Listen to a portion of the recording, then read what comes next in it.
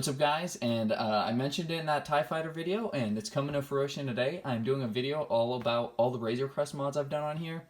Now, as soon as I got this set, I knew I was going to mod it, and I knew I was going to do it a whole lot. So, I'd like to point out, if you want to make this, this is made from tons of different sets. The sets that I've had sitting around in bags next to me that I use for spare parts have been the Avengers Endgame Quinjet, a few pieces from the Avengers Endgame Helicarrier because I made that into another thing, so I had more pieces there. The First Order Troop Transport, the Rogue One Y-Wing set, the X-Wing from 2018, I believe, and Anakin's Jedi Starfighter from 2018, the Clone Wars pointed version, not the Revenge of the Sith one. So this has pieces from a whole lot, and that is because I was modding this with the intention to go all out and do whatever I wanted to it to make it look cool in my mind. This wasn't meant to follow what the Razor Crest looks like in universe. This was just meant to look cool to me. So similar to other views, we're going to start up at the front and then we'll move towards the back and then we'll hit the interior, especially since this has a pretty sizable interior there. So we got this small little slit that I made. This is actually meant to emulate the Razor Crest in universe. I may throw a photo up on the screen so I can kind of show you what I was trying to emulate there. It turned out okay. There's some different things that I want to do with it, some pretty complex ideas to actually get the shape right to what it looks like in universe. And apologies, my arms are going real far in here because the camera has to sit so far back to actually capture the entire Razor Crest, and even then I feel like the frame is really congested. So in order to eliminate that problem, I'm going to take off the two engine pods just for review purposes, and I'll put them back on when we get to that section. Alrighty, so starting up at the front, you can see I've modified the cannons a little bit. I extended them out, added these slope bricks and this small little jut outwards, just to add a little bit of detail, greebling, as well as this. This isn't meant to emulate any like lights like you'd see on helicopters and planes so you can see them from the ground or anything. I kind of thought of this as some ammo source or something heading into this gun. On the underside, this was just spare parts that I had from when I first built the Razor Crest and I wanted to shove them somewhere. And you can see on the bottom, I did actually change the location of the landing gear, I believe, from the default set. It was always kind of up here, I think, and whenever you set it down, the back would become very unbalanced, so I moved it all the way back, so there's no real way I can push this down in play since I'm not doing any play features back here. Moving down the side, this ship is symmetrical, so there's really no need for me to show you both sides. I added some little wing flaps to help build this up, and I knew I couldn't quite cover that up without impeding the look too bad with just plates, so I just kind of went for this and I swapped out some of the tiles to get a bit of variation in there, and I think it looks alright. So this rear door, I don't think it actually looks too good. I'm not too satisfied with the appearance. Now, it doesn't look horrible, but I would like to make it look a bit cooler and have some sort of design on it rather than just tiles going up into the side there. Then we're going to head on to the top and kind of loop back around so we can hit the engines last.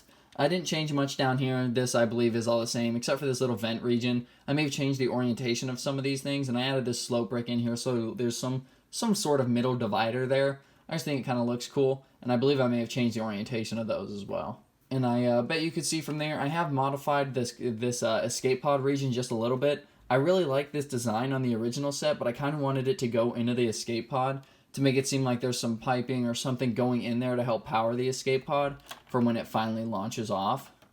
Now, the interior of the escape pod is completely unchanged. It's just holding a few spare parts that I have sitting in there for now. On the sides here, I did not keep the spring-loaded missiles feature, though the bricks are still there, just sitting underneath these.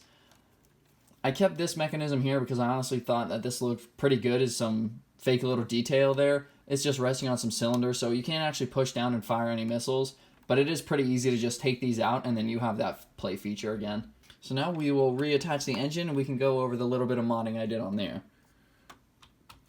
So I'm sure you could see it the whole time earlier when I had the engines attached. I have added some clips here to help fill up this front area.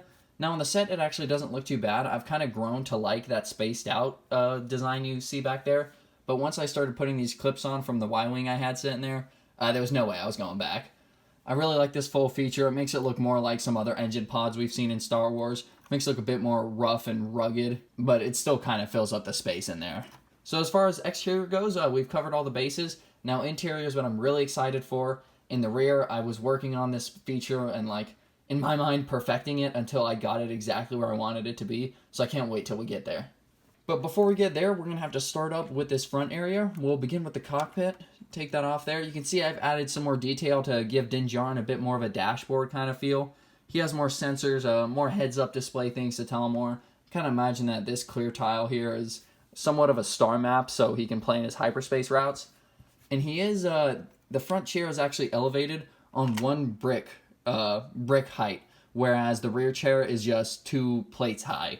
And I kind of wanted to change that just so when Din Djarin is sitting here, he actually has a good view from the cockpit. He can see, he's got great peripheral vision, of course not with his helmet on, but from the cockpit it has great peripheral vision everywhere, whereas when he was sitting down he was kind of just staring to about right here.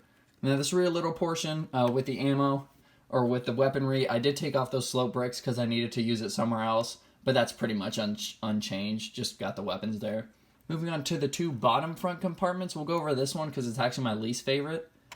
So I wanted this to turn into, they did. So here, I originally wanted to create this into another bedroom / a little living space. I don't know quite what, but I did want to turn it into another interior space to fit figures. But when I was modding the other side, I didn't quite get that.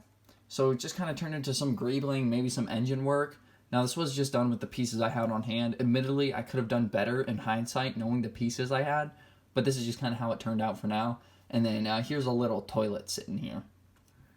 So I do want this to be better, and it probably will be improved in the future, but for now I've just kind of left it since I never really end up using that compartment anyways. And then on this side, I just kind of modified the beds a little bit. I sloped up this area and tiled it up just a little bit more, so it looks a bit more full and more like an actual comfortable bed space. And just added a slow brick to emulate a pillow.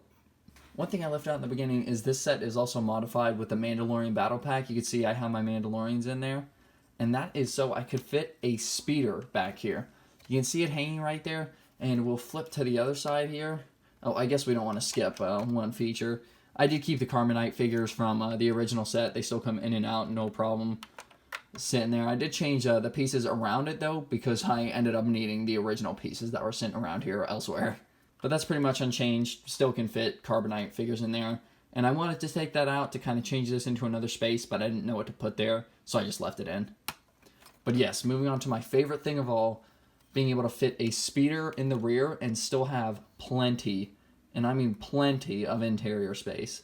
So I knew I liked having the speeder inside, but I didn't like how it sat in here and eliminated all the minifigure space, as I said. So I knew I needed to somehow turn it upside down and hang it up there so it wouldn't impede my minifigures. And I was able to do that. It's unfortunately not the best to grab down. I'm going to have to knock out that figure he's done. But it ended up with me having to modify this speeder on its own. And I just took off the slope bricks off the bottom and then made it flat so I could attach it upside down without it taking up a whole lot of headroom for my minifigures. So in order to retain the minifigure space but still keep the speeder in there, I ended up putting some downward facing studs, you can kind of see it there, in order to clip the speeder up top. Like I said, I flattened it out as much as I could to fit in here without impeding minifigure space. And to make it kind of easy for myself whenever I was playing with it, these fins line up and only hit these black pieces sitting here. So I always know where to line this up if I don't have the entire sides open like I do now. And it'll push up just right there. It is only connected by those 2 studs. So it isn't the best connection, but it doesn't fall out even if I'm shaking it. And as you saw earlier, I did have a figure standing directly underneath it, but he was leaning over just a bit forward. I'm going to take off one engine to show you the minifigure space that remains with a speeder hanging in there. So you can see I have 2 guys kind of hanging out, having a meeting in there. I'll remove blue guy so you can really see all that interior space is still there and usable. But they do have all this space in here, and if I wanted to, I could have just replaced these with actual plates, and that would have created more secure spots to attach minifigures to. So as soon as my friend told me that he could fit the Mando Battle Pack speeder inside the Razor Crest, I did it, and this is how it turned out, and I'm super happy with it, and it's probably one of my favorite mods that I've done to any set that I have currently. It's so fluent, it looks great, it still follows the Razor Crest design, it doesn't look bad, you have all the Mandalorians to help it blend. It all really still works together. So anyways, guys, that's pretty much the whole overview of the Razor Crest. I was super excited to show you guys this. This was the video that I wanted to make first, but I ended up just doing the AAT. And the video I'm actually doing next is sitting right there. I bought that a few days ago at work, and I still haven't ripped it open. So I can't wait to do that tonight. I don't know if we'll actually see a mod or alternate build video on that, because I very much think I'm going to keep it together, and I don't know how much I can really mod that set. So I guess we'll see. I guess I should stop talking about that now and save it for a video if it ever comes. But I hope you guys did enjoy this Razor Crest video. If you guys didn't want to see more of my mods or want to request some mods / alternate builds, let me know in the comments and we'll see what we can do. So like I said previously, if you want to see more, just let me know. And anyways, that's been all. I'll see you guys in the next one. Peace, fellas.